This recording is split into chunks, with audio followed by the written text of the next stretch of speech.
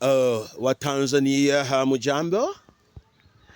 Hamujambo wa Tanzania? Tanzania ni nchi nzuri sana.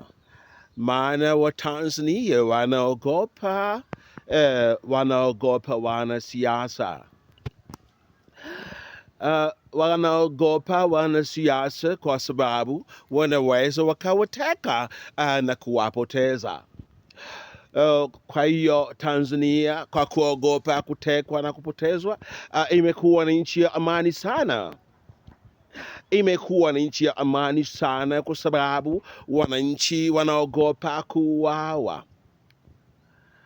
Oh, ninawaheshimu sana wa Tanzania kwa uoga. Ni wananchi wazuri sana, wametengeneza amani, na nchi imekuwa ni ya amani sana kwa sababu ni watulivu. Baba yenu, ninachoka sana. Clemens Mwandambo, ninachoka sana. Asanteni na kwaherini.